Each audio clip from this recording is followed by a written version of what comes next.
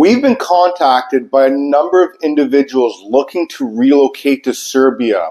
And when asked, why would you rather move to Serbia than the country that you left many years ago? The main reason is you are not in the EU.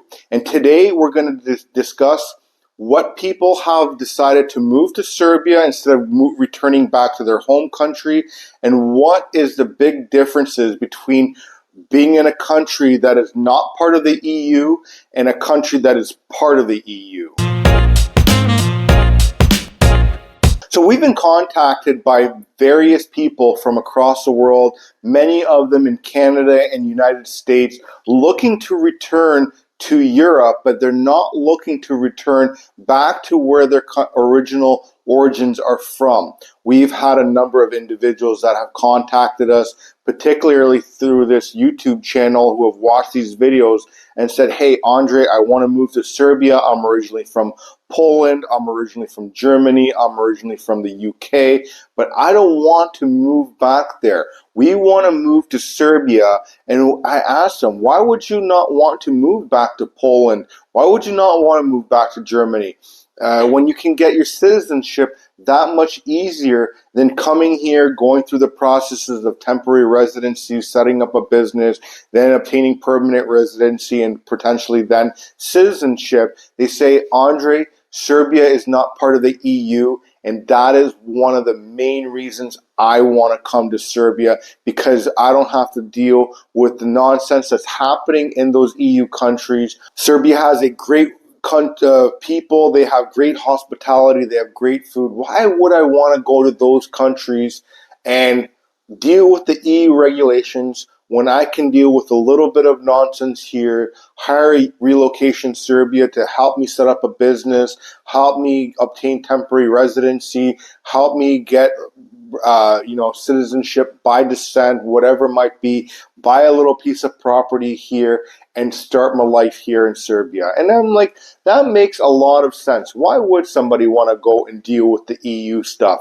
Because that's one of the biggest reasons that we also moved to Serbia, is because we had other options to move to other countries. But again, seeing what a lot of these countries who are in the EU are, what they're dealing with, we said no. And so today I'm also going to talk about what are the things that you get with a EU country and what Serbia does not have to deal with when it comes to EU regulations and membership.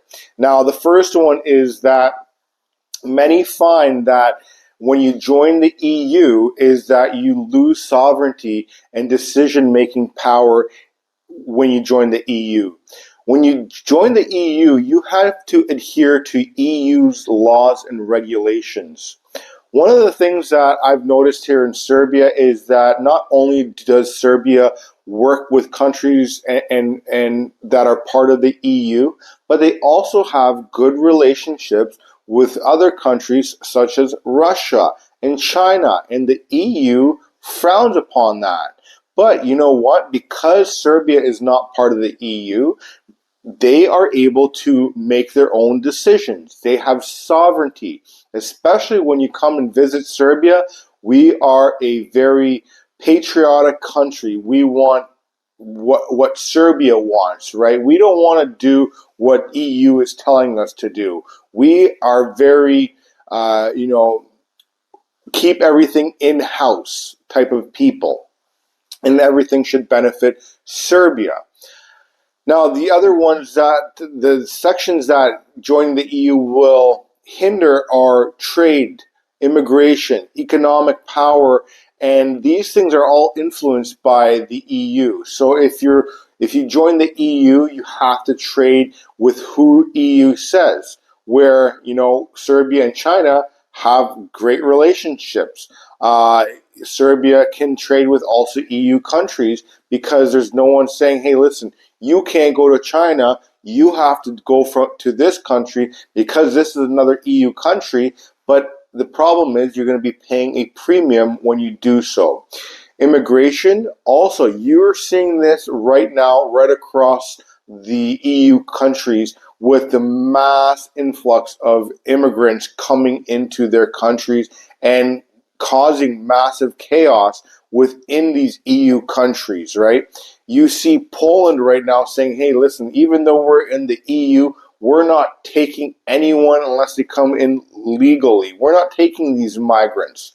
Whereas you see in France, the UK, and a couple of these other countries out there, their culture is completely changed because of the mass immigration. One thing here in Serbia is that we do have immigration here, but we allow people to come in here under actual laws. You can't just come into Serbia and migrate here and start a life up here and because the EU told you so. Serbia, if they don't want you here, they can send you back. If they want you here, make sure you toe the line of the Serbian rules and regulations. Go and do things by the law, and these are things that we can do here at Relocation Serbia, is help you get to these processes. But again, it's not like an EU country where you're able just to flock in and cause utter chaos. One of the other things that many people don't realize is that when you join the EU is that you have a financial contribution to the EU that you have to pay for membership. And these membership fees typically don't benefit the country that's paying them. They're going to typically benefit France and Germany, and that's about it. And they're not cheap fees either. And, a lot of these countries that we've seen around the world who have recently joined the EU have said, hey, listen, the financial contributions that we pay to have EU membership outweighs the benefits of actually being in the EU. And so I believe that's another reason that Serbia should also stay out of the EU, is because you're really not going to see much of a benefit. You're part of the cool boys club now all of a sudden, and it makes it that much better. We see in Croatia and a couple of these other countries where, they've joined the EUs and everything has skyrocketed when it comes to cost of living. But, wages have not gone up. Where here in Serbia, people live a fairly good lifestyle. People are able to afford a fairly good lifestyle. I see a ton of more high-end cars here in Serbia than I ever did in Canada, and you see people always out in the restaurants. You always see people having a good time. You see kids being born. That's something that shows you that there's stimulation and growth within that country, is because people are actually doing well.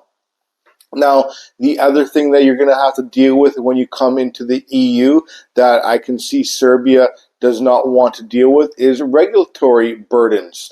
When you enter the EU, you have regulations across all sectors of who you can do business with. That brings me back to basically the first point that I said about decision-making power. You're going to have to oblige by the way you do business in when you enter the EU. You're not going to be able to make rakia. If you are a farmer of livestock, you're going to have to now tag your animals. You're going to have to document how many babies each animal had, how old each one is, yada, yada, yada. You're going to have to now be stuck with quotas and make sure you go through all these sanitary processes that, to me, are kind of redundant and irrelevant, because here in Serbia, people raise cattle and farm animals and whatever it is the way that they want. However, we're not getting any sickness, any diseases through eating these animals because there's not regulated by the EU standards. It's all about control and making more money. EU is a business, and so when you join the EU, not only do you have to be pay to be part of the EU, but you also then are paying more because the EU is a business. Immigration policies, like I've talked to you about that, you're going to have a pressure on the public services and social services that you're going to have to implement for these people that are moving into Serbia.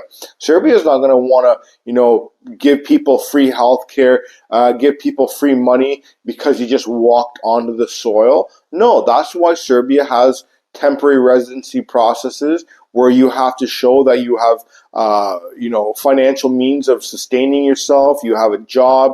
You're not just going to be just sucking off the system and being a burden on the system. No, you have to be a productive and contribute to society here in Serbia.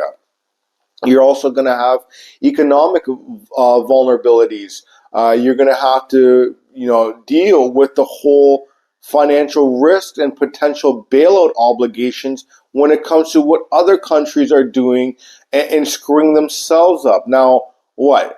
Now I have to be responsible for the other people out there because they made bad decisions, and all of a sudden, because I'm part of the EU, I have to worry about X, Y, and Z country? No, we don't want to be doing that. We want to worry about Serbia. Serbia is Serbia, and we're going to worry about Serbia. I'm not going to care what other countries are doing because that's on them, and I believe that's how it should stay.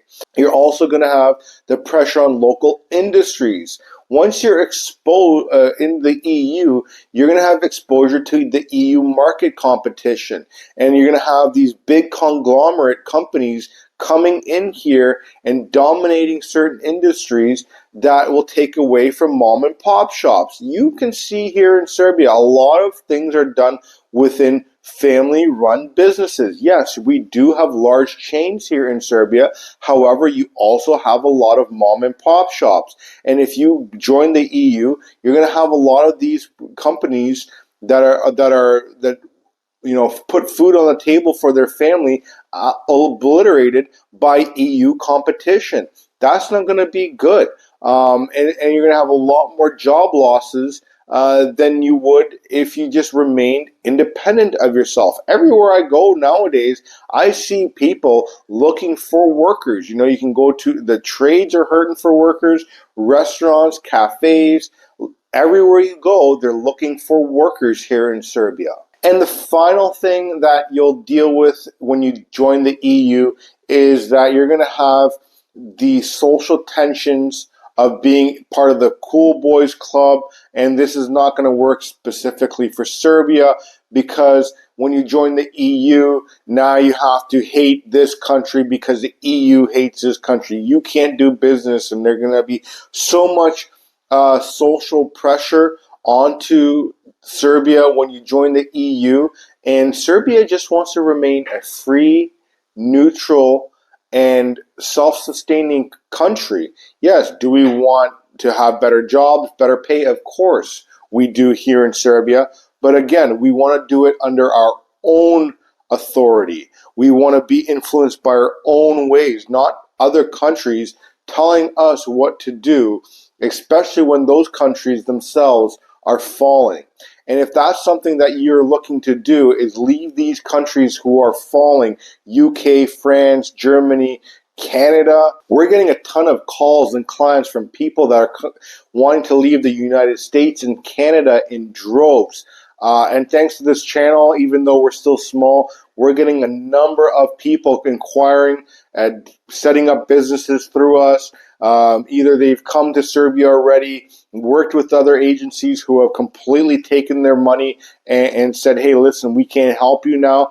Or that they said, hey, listen, we're not sure how this is done in Serbia. Help us out. And that is what we've done. And we want to thank all our viewers who have reached out to us, either through the YouTube channel, through our website, set up our appointments with myself, my consultants, our lawyers, our team members who can help you relocate to Serbia, help you get your life back in order, and leave these countries that have fallen, particularly the ones that are part of the EU and the ones that are looking not to support that type of nonsense and that type of cool boys club.